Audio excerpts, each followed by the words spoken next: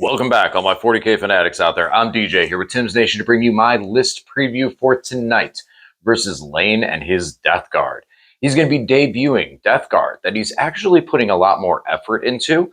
And when I say that, I mean some of Lane's lists in the past have been kind of meme-worthy, whether they were vehicle-based or zombie-based. And today, he's going to be putting a list on the table that's something that he's been considering for tournament play.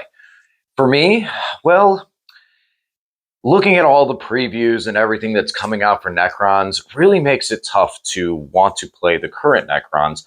And also, I want to break my mind of some of that stuff. So instead, I'm going to put some work on the Grey Knights. I made some adjustments to my list. It's a similar concept before. It took out some of the damage, went more towards the defense, and that's what we're going to be trying to bring here today. So as always, guys, if you haven't subscribed to the channel already, please do turn on the bell for notifications. And with that being said, let's jump over into the list and talk about what I'm bringing for Grey Knights today. All right, so here is my Grey Knights. 2,000 points of Grey Knights. I think we're coming in at 1995 with this list, but hey, close enough. So I made some modifications from what I've been running before. I think I turned the dial a little bit closer to the damage aspect of it and wasn't exactly getting what I wanted out of it. So back when I took this list and had a very good run at a grand tournament with it, everything cost more, so I had less of an army. So now I went back to kind of the way that list was built and just added stuff to it based on those points. And because of way stuff synergized and everything like that, I wanted to kind of go back to what was working for me and build out from there. So with that being said, let's go over some of the stuff that has been here already before and some of the new inclusions in what we're doing. So first of all, we are bringing back our Nemesis Dread Knight with a hammer. This is a regular Dread Knight, which means it can advance, shoot, and charge. And that hammer is a lethal, mean machine in with the tank shock and in combat. I like having the single Dread Knight. I can use some of the stratagems out of Grey Knights as well as some other strats on a single target to make him very durable and much tougher to bring down. One thing I noticed with running 3 of them was while having the strats to make one of them very tough, the other ones were still significantly weaker and they would be easily picked off. So your opponent's able to easily whittle down through them. Running just one, it's really easy to pump some command points into them and just completely wall an entire turn. So he's coming back. I like him. I think he's a great addition. I just running the 3 of them just felt a little too much over in the damage aspect and not as much in the secondary and mission plays like I'd like to, where he is just a very strong, good threat that can hit hard on the charge and still remove some units on objectives if need be. Next up is my Land Raider. The Land Raider has been a staple for this list. The Land Raider does a lot. First of all, its transport capacity allows me to be able to put units like the Interceptors or Strike inside of it and protect as kind of an early bunker against some of the artilleries, especially with Night Spinners in the meta, as well as being able to allow the Interceptors to come out screaming super far on advance or shoot and then move, whichever need be, and just get these guys in for behind enemy lines, engage on all fronts. Land Raider is an awesome, pivotal tactical tool piece. The las cannons on this thing also help a lot because one of the things that Grey Knights lack is high AP damage yielding weapons. And the las cannons, while may not be the most reliable in the game, it's a matter of something that your opponent now needs to think about. Anything that they try and move in front of it that is tougher could get completely obliterated if all 4 of those las cannons decide to just hit home and completely wreck one of your vehicles. Granted, they're not that strong into things like Imperial Knights and high Titan class stuff, but things like Armigers, Dreadnoughts, Land Raider does really well into. All right, moving on to my infantry. So first of all, we are bringing back 2 5-man strike squads. These guys are awesome. They have sticky objectives, teleporting around the field, and just a lot of secondary game. Not really a whole lot to say on here on these guys. 2 wounds apiece with a 2-up save. They all will have a side, or both squads have a single side cannon in it because why not? It's free. It's a little extra damage. One of the squads is going to be joined by my Tech Marine talk about him in a minute. But for the most part, these guys are, again, just secondaries, mostly for objective markers. But having a sticky objective ability is really nice to be able, later in the game, to pick them up and still hold an objective, even if, one guy is the only one left, especially with the style and how this army plays. Now we move over into the Tech Marine. The Tech Marine is coming back. So I like him and I don't like him at the same time. There's a lot of cool things the Tech Marine can do. He brings a couple extra bodies into the Strike Squad because when he joins a squad of Strike, the Servitors can also join that squad of Strike as well. So that's cool. They have multi-meltas, so extra damage. That's real cool too. He has the ability to fix and buff my vehicles. So everything here would seem great. The issue I have is that I'm playing a more defensive style. So he may not exactly fit that mold because of the fact that he is more or less putting a lot of offense on the table, being able to buff of weapons on the vehicles by +1 to hit, the multi-meltas, and as I was doing before, I gave him the Sigil of Exigence, so when his squad was shot at, they'd bounce away. So I took the Sigil off of him. So the squad will not be able to bounce around. Because one thing I was noticing a lot was he was staying where I need him. I get him in position, he was there, and the Sigil felt like a waste. So, but otherwise, I do still kind of like the damage that he brings. I may not need to be as aggressive and take him into the biggest, meanest target, but the multi-melt is going into some slightly tougher things that I need these guys to get onto an objective for is very beneficial. And it's a larger squad at that rate to do it. So I'm giving him a chance, seeing if they can make it happen again. I think that with this tweak and kind of a different mindset of it, I think I'm going to be a lot happier with the Tech Marine and being able to use his ability and not necessarily feel like he needs to always be on the run, which is kind of where I felt like it was in my previous list. And I think that's more of a me problem, not a list problem. Next up, we have my Terminators. 5-man squad of Terminators with an Apothecary and a Banner and a Psi Cannon. Now, these guys with the Banner are objective control value 3, and I have loved this unit. I know a lot of people have been heavy into Terminators, spamming Terminators left, right, and center. I personally like just the 1 5-man that just can do work on objectives, especially from this defensive, more hidey cat and mouse style list.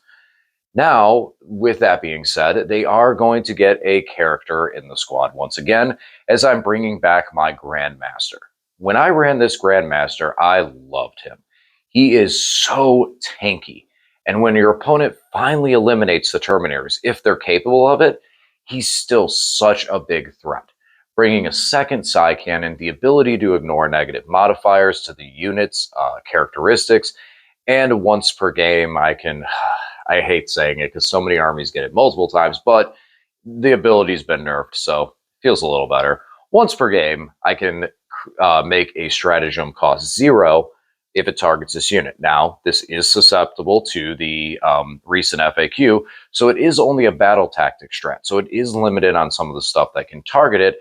Needless to say, that is still a free strat on that unit when applicable. And that's still a cool ability. But I like him more for the defense and the bulk that he brings, as well as the ignoring, the ability to ignore the modifiers coming in. Now, he also will have the Sigil of Exigence. So when the Terminators get shot at, I can bounce them away. This, to me, allows me to put the Terminators into more aggressive positioning and take objectives more aggressively, that an opponent cannot just spray small arm fire and pick up a guy. If you do, if you only play a little bit of guns into them and only pick up 1 or 2 guys, I can Apothecary them back in. If you take out, if you present really good firepower onto them, I can pick them up and move them somewhere else. It was something that I missed in the last couple of lists, so I'm happy to see that back in there. I really feel like that was a comfort zone. Maybe a crutch, but it was definitely a comfort zone for me with this list. Last of the new additions, per se, of unit-wise, is going to be the 5-man Purgation Squad. So this is a trial and error. I got these guys ready. Just need to get them on bases. But with what it came down to is when I removed the Dread Knights and I made the tweaks, I had 140 points left over. These guys are 135. So instead of taking Strike or something else, I decided to run them. Now, in the past, their indirect fire capability has been missable. It's They don't have anything to really buff their AP or their to ignore cover or any of that stuff or the accuracy. So these guys are not really that reliable as an indirect fire unit. There might be some situations with a lower toughness, softer units hiding on an objective that I might be able to put some damage onto. But remember, these guys only get indirect fire if another unit's able to draw a line of sight to it.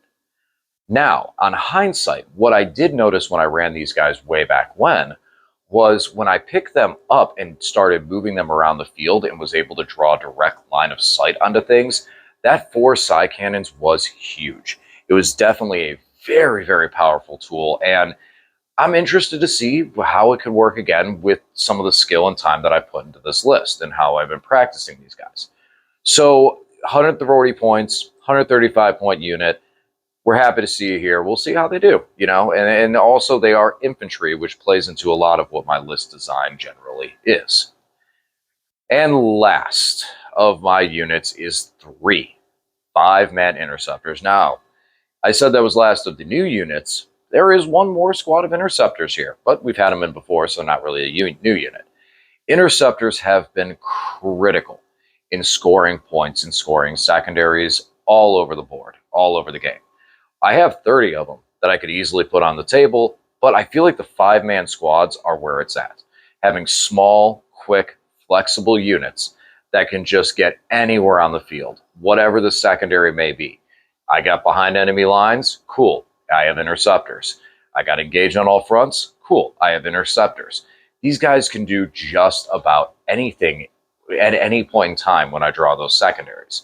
And they can do it from such a defensive angle because going into the next turn, I can pick them back up again with the Grey Knight special rule.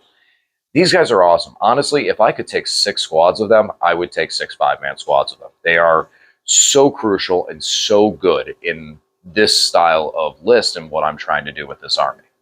I'm sorry, I can't believe I almost forgot one of my most valuable units in this detachment and their leader, Castellan Crowe, and his 10 Purifiers. So first of all, the 10 Purifiers are great anti-infantry. Into heavier armored infantry, they aren't as successful, but they do back it up with force weapons to do a little extra damage there. They still have really, really high damage output against most infantry, and if it's a weaker infantry squad, a lighter armored one, they hit really hard. Some of the ones like Custodes, Terminators, and even in some situations like Heavy Intercessor, like 3-wound ones, they kind of get soaked up against, but it's still so much volume coming off their Purifying Flame and the incinerators that I put on these guys. Not to mention they're a very strong Overwatch unit, and the ability for these guys to pick back up and go into Deep Strike for 1 command point is a beautiful thing if my opponent gets within 9 or moves within 9.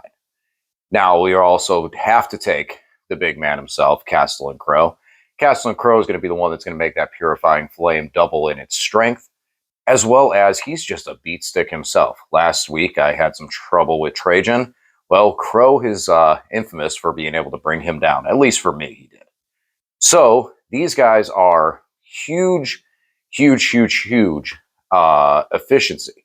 One of the things Grey Knights do is Grey Knights are not lacking in any which way of anti-infantry, so I figure why not just go over the top with it and make sure I can clear infantry. With this army being able to move through runes and stuff like that the way they can, by eliminating my opponent's infantry, I can take turns away from my opponent to be able to try and answer some of my units behind walls. So having these guys is crucial, and the big brick has just been nasty all the way through.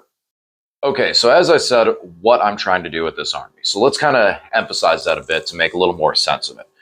Here's my thought. Here's my theory to go with it. Infantry do a really good job of hiding behind walls and moving through terrain. So taking a lot of infantry means I can utilize movement across the board easily. Again, the interceptors being infantry, that's really nice for them with their high speed. So the purge over the Dread Knight, that's part of the thought process with them, is that the purgation squads are going to be able to land, shoot something, and then could just go to the other side of a wall and then shoot the next turn. Being the fact that they're infantry, again, they'll be much easier to hide on angles and just draw critical angles and almost, you going almost as a scalpel and just surgically removing things and surgically hitting things to take pieces out here and here and here and just slowly remove things until we get to a point that you look at things on the table and you look at the models on the table and realize, wow, there's not a lot left. While the Grey Knights are still flying all over the table, covering everything and scoring secondaries late into the game. So all in all, a lot of it is based around the infantry and being able to utilize the map and utilize their special rules to get them across the table around anywhere on the battlefield. Another reason why I want to play this list more is looking into the Necron Dynasty, the one that teleports as much as it is. I'm not going to butcher its name here yet. I feel like it's almost a calling card for me. I've played Grey Knights to very, very, very good success with them. I've been playing Necrons all the way into the ground, like every single unit, dissecting that army. Now you take the two of those things and combine them together in one. Man, this codex has my name written all over it. I'm so excited for that. On the 9th is what I believe when that comes out. But we're looking at the Grey Knights today. So everyone is kind of sour on them having a low win rate. And I get why. I don't think Grey Knights really there really is no damage out of them. So how do we maximize what we're scoring? Where do we put it at a point where where we look at our opponent has to just not mess up at all, and we can just out-deploy, outmaneuver, and outscore all 5 turns of the game. And that's what I tried to build here. We have the Purifiers, the Purge, the Interceptors, and the Strike, and the Terminators. All very, very tough, durable infantry with 2-up saves, multiple wounds, that can teleport around the field. So is that enough?